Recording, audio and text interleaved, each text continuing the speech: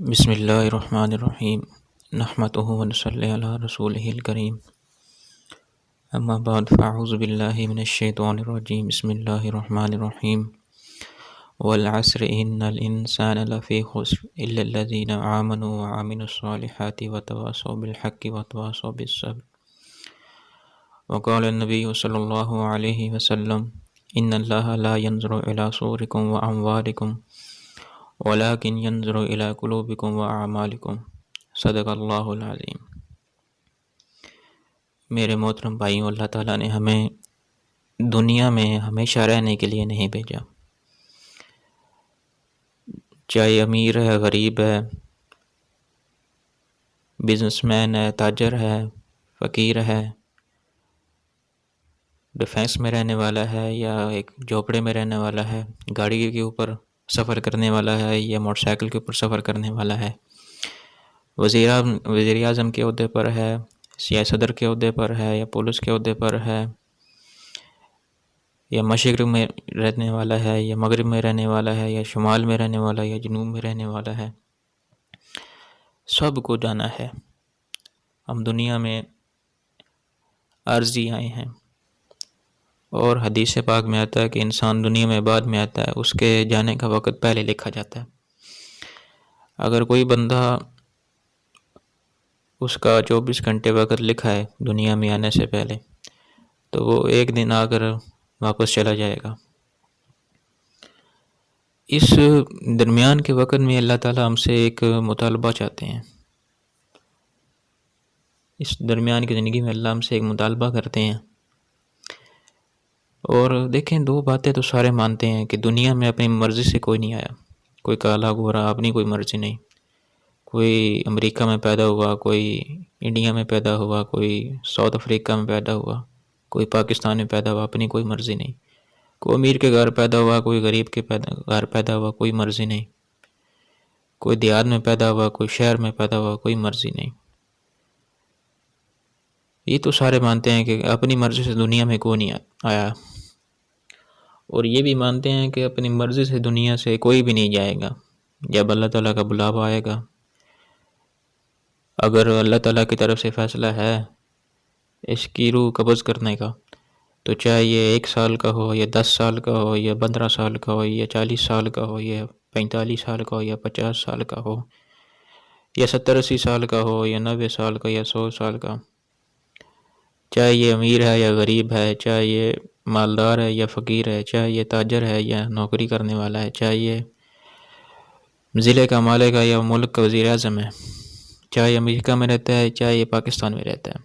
جب اس کا اللہ کی طرف سے فیصلہ ہو جاتا ہے کہ اس کی روح قبض کر لی جائے، تو فوراً اللہ تعالیٰ کا حکم ہوتا ہے اور اس کی روح قبض ہو جاتی ہے، کیونکہ وہ اللہ تعالیٰ کے امر کے آگے کوئی چیز بھی ہے وہ ساری عاجز ہیں۔ اللہ تعالیٰ کہتے ہیں کن ہو جا، بس وہ ہو جاتی ہے، اس سے کن سے پہلے ہو جاتی ہے۔ یہ کن کا لفظ بھی بولنے میں تھوڑا سا وقت ہے، لیکن اللہ تعالیٰ کا جو حکم ہے اس سے پہلے پورا ہو جاتا ہے۔ تو یہ دو باتیں تو سارے مانتے ہیں کہ دنیا میں اپنی مرضی سے کوئی نہیں آیا اور دنیا سے اپنی مرضی سے کوئی بھی نہیں جائے گا۔ اب اللہ تعالیٰ کیا ہم سے چاہتے ہیں کہ ایک بات اور مان لو تو تمہاری دنیا بھی بن جائے گی اور تمہاری آخرت بھی بن جائے گی۔ وہ کیا کہ یہ جو درمیان کی زندگی ہے یہ اپنی مرضی سے نہیں گزارنی، یہ میری مرضی سے گزارنی ہے، تو تمہاری دنیا بھی بن جائے گی اور مرنے کے بعد جو ہمیشہ کی زندگی ہے تم اس میں بھی کامیاب ہو جاؤ گے۔ اللہ ہم سے یہ مطالبہ کرتے ہیں۔ اب اللہ تعالیٰ فرماتے ہیں کہ میں نے تمہیں جو پیدا کیا ہے وہ دین کے مطابق پیدا کیا، دینی فطرت کے مطابق پیدا کیا۔ اب ہر انسان کھانا کھاتا ہے، کو کھانا کھانا مشکل ہے، روز کا کام ہے۔ ہر انسان پانی پیتا ہے، کو پانی پینا مشکل ہے،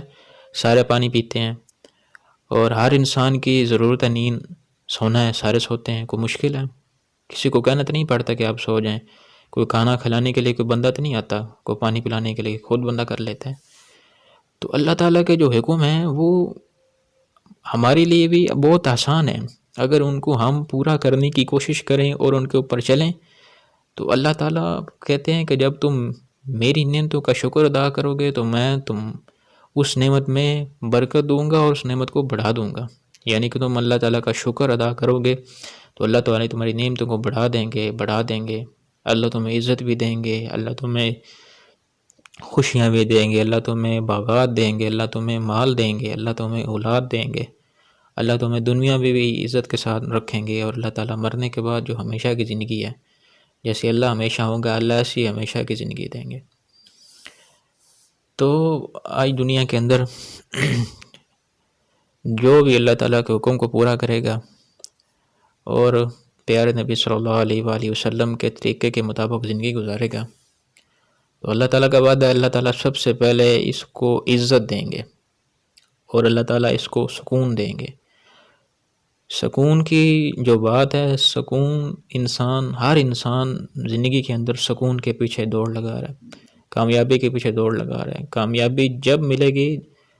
کامیابی تب ملے گی جب اس اللہ تعالیٰ کے حکم کو پورا کرے گا اور پیارے نبی کے طریقے کو پورا کرے گا. کیونکہ اللہ تعالیٰ فرماتے ہیں کامیابی ہمارے پاس ہے اور ہم نے کامیابی کو دین میں رکھا ہے. جو بھی دین کے مطابق کام چلے گا اللہ تعالیٰ اس کو کامیاب کریں گے. اب دنیا کے اندر ہر انسان سکون چاہتا ہے. ہر انسان سے پوچھو آپ یہ بزنس کیوں کر رہے ہو؟ بھائی زندگی میں سکون چاہتے ہیں، مال ہوگا، چیزیں آئیں گی، ہر چیز کی سہولت ہوگی، سکون ہوگا. کچھ لوگ باہر کا جذبہ ہوتا ہے، باہر جانے کا شوق ہوتا ہے، تو ان سے پوچھیں بھائی آپ باہر کیوں جا رہے ہیں؟ تو وہ کہتے ہیں بھائی ہم زندگی میں سکون ہوگا، ادھر جائیں گے، پیسے کمائیں گے، مال ہوگا، پیچھے گھر بنائیں گے، پھر خوبصورت سی گاڑی لیں گے، پھر اچھی جگہ رشتہ کریں گے، پھر کوئی کاروبار بھی بنا دیں گے تو سکون ہوگا. اچھا، اب جن ملکوں کے اندر وہ جا رہے ہیں اسی ملک کے اندر خودکشی کا ریٹ زیادہ ہے. یعنی کہ جتنے زیادہ امیر ملک ہیں، جتنے زیادہ ترقی یافتہ ملک ہیں، ان کے اندر خودکشی کا ریٹ زیادہ ہے. اس کی وجہ وہ کہتے ہیں کہ ہمیں پتہ نہیں ہے وہ سکون ہے کس میں. وہ سکون حاصل کرنے کے لیے شراب پیتے ہیں، تو شراب وقتی ایک نشہ ہوتا ہے، وہ بندے کو ایسے گھوم کر دیتا ہے، بندہ اپنا آپ ہی بھول جاتا ہے. اور جب وہ نشہ ختم ہوتا ہے تو جب بندہ پھر دوبارہ اپنی اصلی حالت میں آتا ہے تو وہ پریشان اس سے اور زیادہ ہو جاتا ہے. تو وہ کہتے ہیں اس میں بھی نہ سکون نہ ہوا، تو پھر وہ لڑکی کے پیچھے بھاگتے ہیں. یعنی کہ لڑکی کو حاصل کرنے میں سکون حاصل کرتے ہیں. جب وہ حرام طریقے سے اس کو حاصل کرتے ہیں تو سکون اس میں بھی نہیں ہوتا، پھر وہ اور پریشان ہوتے ہیں. پھر وہ گولیوں کے پیچھے بھاگتے ہیں، یعنی کہ نشہ ہو گیا، جو بھی نشہ ور چیز ہے اس کے پیچھے بھاگتے ہیں، نشہ کرتے ہیں. وہ وقتی تھوڑا سا دماغ کو ایسے ریلیکس ملتا ہے، وہ گم ہو جاتا ہے دوسری دنیا میں، اس کو ہوش نہیں ہوتی، تو وہ وقتی ایک سکون ہوتا ہے. تو اس میں بھی سکون نہ ملا تو پھر وہ دیکھتے ہیں، کیونکہ ان کے پاس اللہ تعالیٰ کی طرف سے جو حکم ہے اور اللہ تعالیٰ کے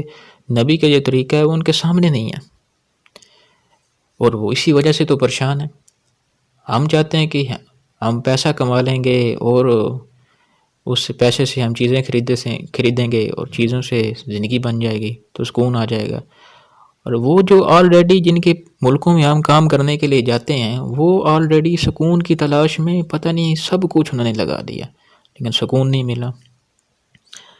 تو جب وہ سکون ان کو ملتا نہیں ہے تو وہ کہتے ہیں ہر چیز ہم نے جو ہے ہر چیز کو ٹرائی کر کے دیکھ لیا، ہر چیز کو استعمال کر کے دیکھا، سکون نہیں ملا. تو پھر وہ کہتے ہیں بھائی اس زندگی کا کیا کرنا، اس پیسے کا کیا کرنا، اس دولت کا، اس بنگلے گاڑی کا، اس بزنس کا،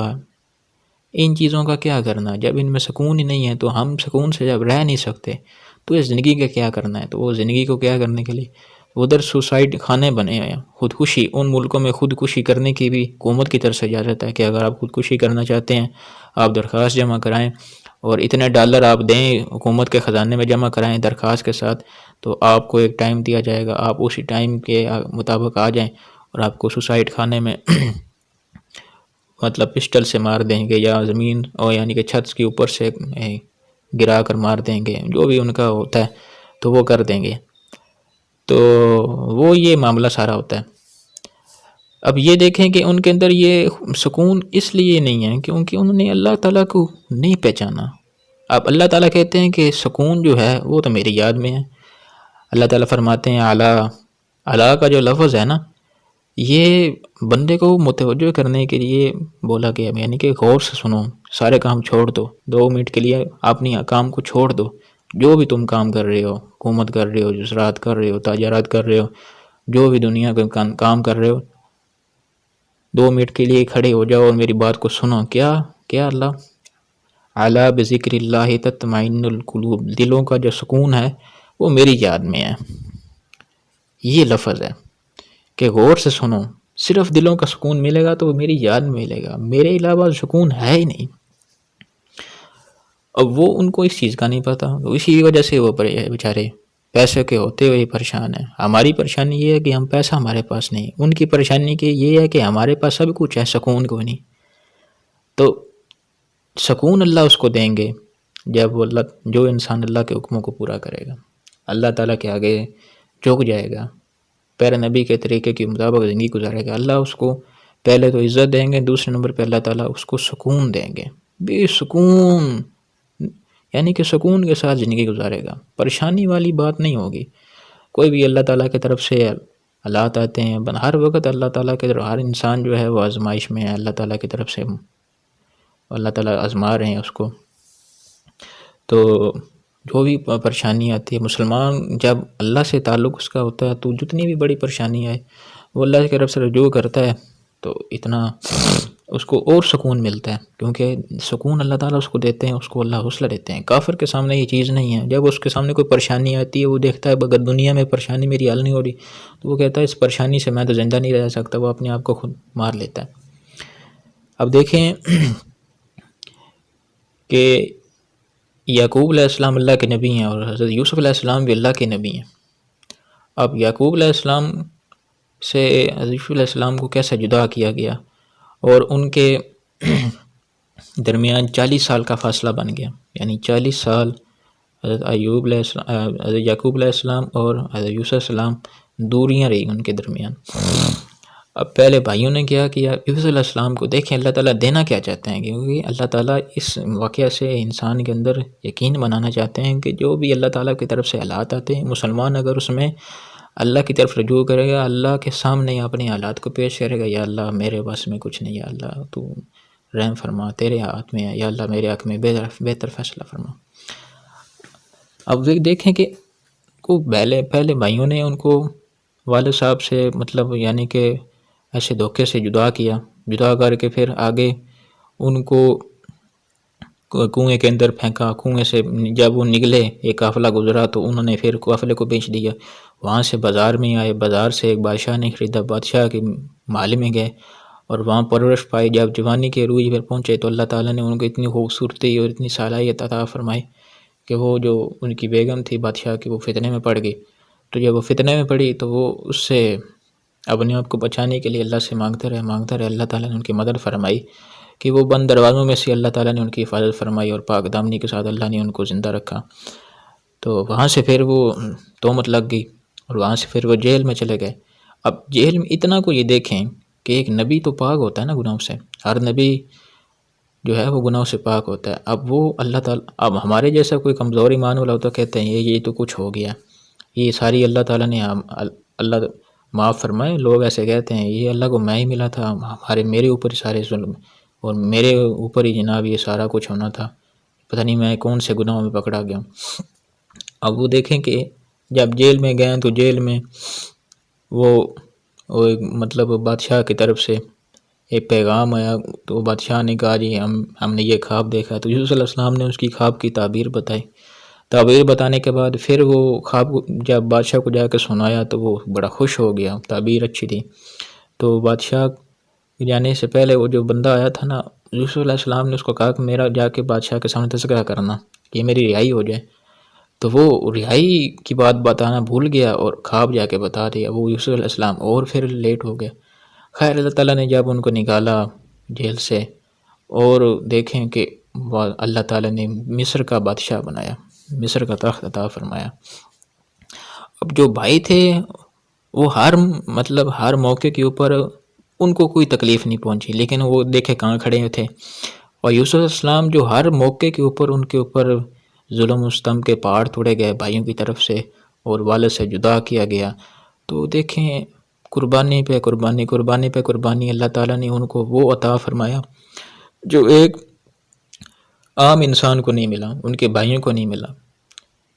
تو یہ ہوتا ہے ایک اللہ تعالیٰ کی طرف سے جو بھی حالات آتے ہیں، اگر بندہ اس کی طرف اللہ تعالیٰ کی طرف متوجہ ہو جائے، اللہ تعالیٰ سے مانگے اور اللہ تعالیٰ سے کہے کہ یا اللہ اس کا بدلہ آپ ہی دیں گے، اور یا اللہ مجھے حوصلہ دیں، اور یا اللہ مجھے میرے حق میں بہتر فیصلہ فرمائیں، تو اللہ تعالیٰ پھر اس کو وہ دیتے ہیں جو اس نے سوچا بھی نہیں ہوتا۔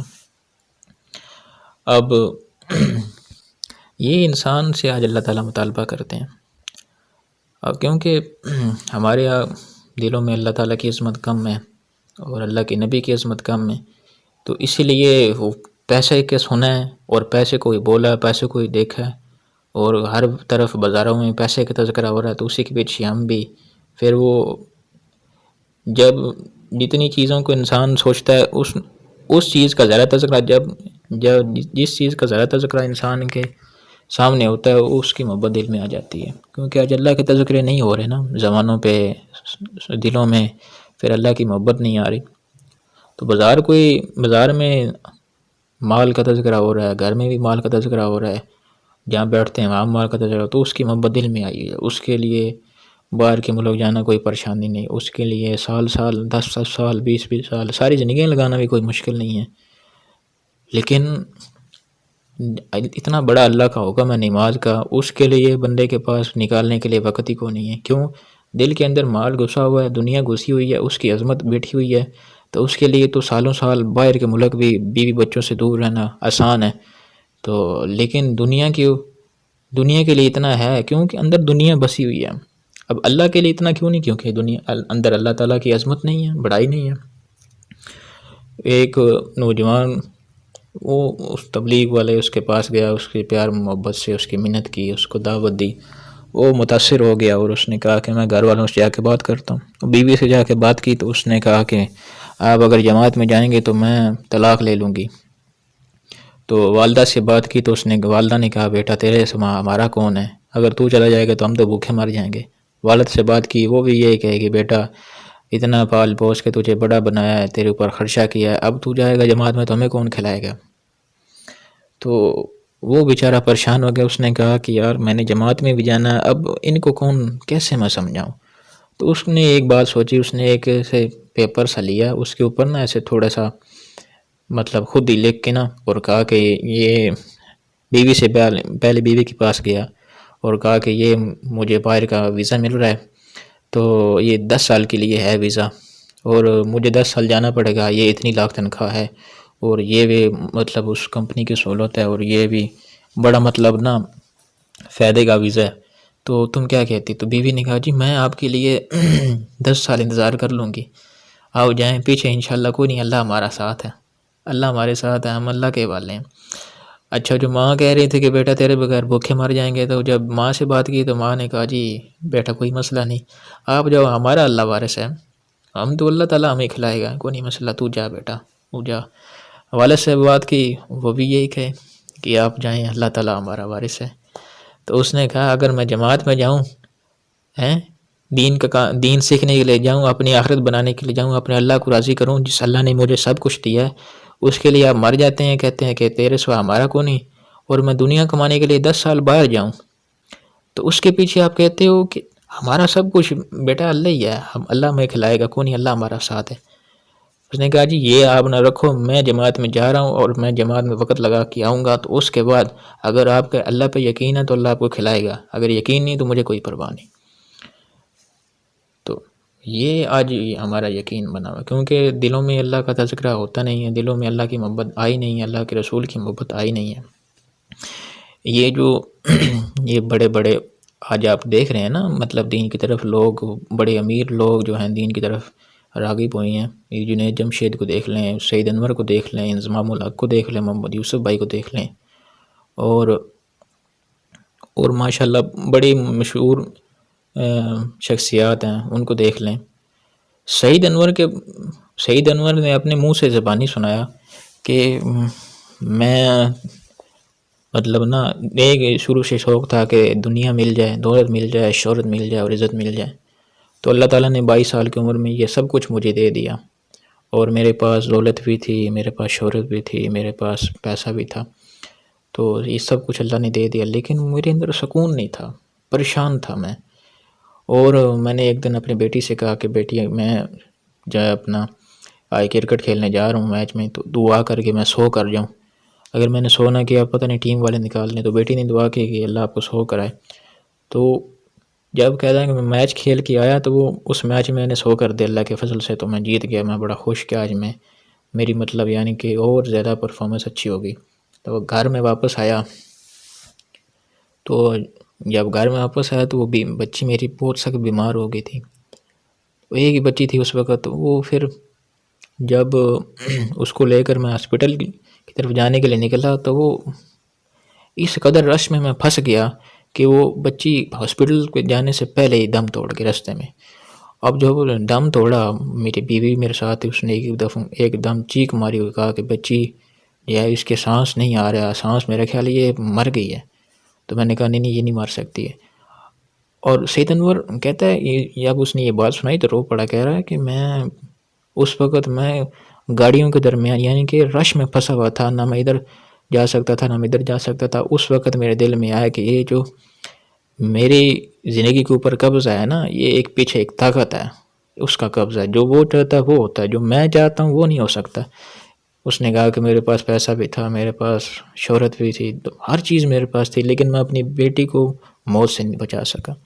کہہ رہا یہ اس واقعے نے میرے دل کے اوپر چوٹ لگائی کہ جو اللہ چاہتا ہے وہ ہوتا ہے، جو میں چاہتا ہوں یا ساری دنیا چاہتی ہے وہ نہیں ہو سکتا۔ خیر وہ لے کے اس کو واپس آیا، تو پھر دعا شعا مانگی اس کے لیے، بس اللہ نے صبر دیا۔ تھوڑے دن بعد مولانا اجمی صاحب سے ملاقات ہوئی تو اس نے خود ہی کہا جی مولانا صاحب میں تیار ہوں، تو اللہ کے راستے میں نکل گیا۔ وہ کہتا ہے کہ میں نے گھر بنا کے بیچے ہیں، مجھے سکون نہیں ملتا تھا، یعنی کہ کچھ مہینے ایک گھر بنا لیا، اس کو بیچ دیا، پھر نیا گھر بنایا، اس میں رکھا، پھر نیا گھر بنایا، میں نے بیچے ہیں گھر۔ اب وہ کہتا تھا کہ میں گاڑیاں خریدتا تھا، یعنی کچھ مہینے گاڑی رکھی، پھر بیچ دی، پھر رکھی، پھر بیچ دی، اس میں بھی سکون نہ ملا۔ پھر کہہ رہا ہے کہ میں نے موبائل میرے پاس ہوتے تھے، اور یہ سیمسنگ اور آئی فون یہ بڑے برانڈ کے ہائی لیول کے موبائل ہیں، امیر لوگ رکھتے ہیں۔ تو کہتا وہ جب میں اخباروں میں میگزین دیکھتا رہتا تھا، جو بھی نئی چیز آتی تھی میں سب سے پہلے میں خریدتا تھا۔ وہ خریدتا تو مطلب یعنی کہ وہ تھوڑا سا چلایا، پھر وہ بور ہونے شروع ہوئے گئے تو میں نے بیچ دیتا تھا۔ وہ کہتا ہے یہ سب کچھ میں نے شوق پاکستان میں پورا کیا، پھر میں باہر امریکہ میں جاتا گھومنے پھرنے، تو وہاں جا کے میں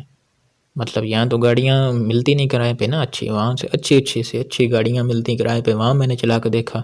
وہ تھوڑی سی 2 منٹوں کی سکون ملتا تھا، پھر پریشانی۔ کہہ رہا کہ میں پریشان ہو کے بیٹھتا کہ یار یہ پریشانی میرے اندر کیوں نہیں ہے۔ ایک انسان عام انسان جو ہے وہ تو کہتا ہے کہ یار مجھے پیسہ مل جائے، مجھے دولت مل جائے، مجھے شہرت مل جائے، تو یہ جو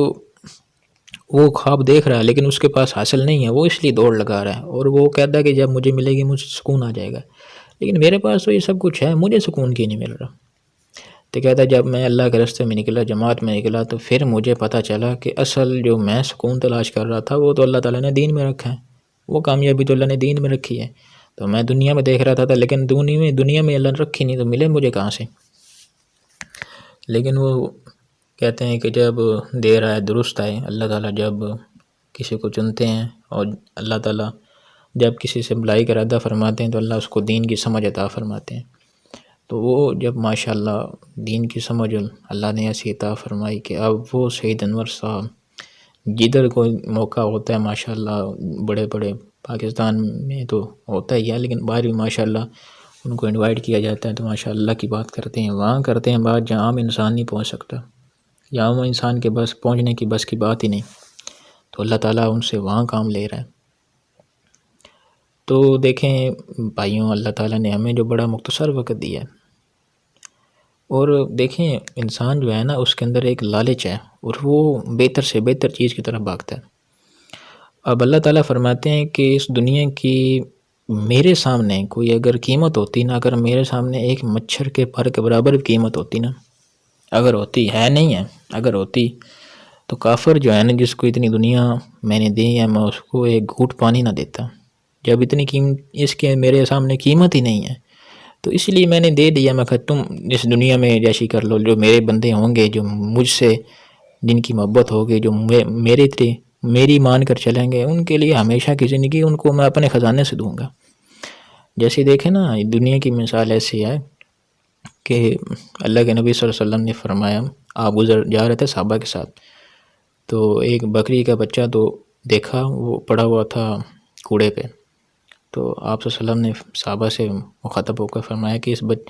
بکری کے بچے کو کون خریدے گا؟ تو صحابہ نے عرض کیا، یا رسول اللہ، اس کے تو کان بھی کٹے ہیں، اس کے تو بازو بھی کٹے ہیں، اور یہ سڑا ہوا ہے، اس کو یا رسول اللہ کوئی بھی نہیں خریدے گا۔ تو آپ نے فرمایا کہ اس بکری کے بچے سے زیادہ گری ہوئی حیثیت دنیا کی اللہ کی نظروں کے سامنے ہے۔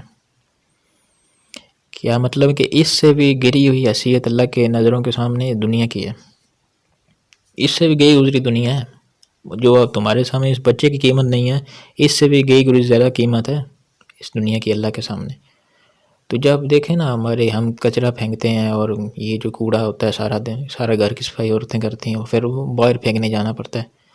تو وہ کوڑے کے اندر عام انسان تو نہیں جا سکتا، کوئی چیز، وہ جو کوئی بھکاری آ کے لے جاتے ہیں، وہ اٹھا کے لے جاتے ہیں، تو وہ آپ کو تکلیف تو نہیں نہ ہوتی۔ تو دنیا کی مثال ایسی ہی ہے، اللہ تعالیٰ کہتے ہیں کہ میں نے اس کو اگر ہوتی قیمت تو میں پھر اپنے نیک بندوں کو دیتا نا، نیک بندوں کو نہیں دی تو قیمت نہیں ہے، تب ہی نہیں دی نا۔ بندہ اپنے جو ہوتا ہے نا قریبی، جو سب سے زیادہ قریب ہوتا ہے، اس کو اچھی سے اچھی چیز دیتا ہے، اچھے سے اچھا تحفہ دیتا ہے۔ اب اللہ تعالیٰ کے سامنے اس کی اوقات نہیں، تو اللہ تعالیٰ نے نہیں دی اپنے پیغمبر کو۔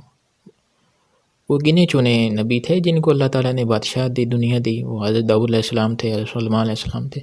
جو سب سے زیادہ اپنے پیارے حبیب تھے، ان کو بھی اللہ تعالیٰ نے غربت والی نبوت عطا فرمائی، لیکن آخرت میں اللہ تعالیٰ بادشاہ دے گا۔ تو اللہ تعالیٰ کا بھی ہم سے یہ مطالبہ ہے کہ دنیا میں ایسے ہو جاؤ، اللہ کے نبی نے فرمایا کہ دنیا میں ایسے ہو جاؤ جیسے ایک مسافر ہوتا ہے۔ کیا مسافر کی اتنی کوئی حسرت نہیں ہوتی؟ پانی اچھا مل جائے یا نہ ملے، کھانا اچھا مل جائے یا نہ ملے، اور سفاری جب گاڑی میں بیٹھے تو سیٹ مل جائے یا نہ ملے، کوئی مسئلہ نہیں، کیونکہ سفر اپنا سامنے جو ہے وہ سیدھا ہوتا رہے، بس سفر سیدھا ہونا چاہیے، منزل سامنے ہونی چاہیے، انشاءاللہ کہیں نہ کبھی نہ کبھی منزل پہ پہنچ جائیں گے، تو منزل بھی مل جائے گی، کھانا بھی مل جائے گا، سونا بھی مل جائے گا، تو اچھا ہر چیز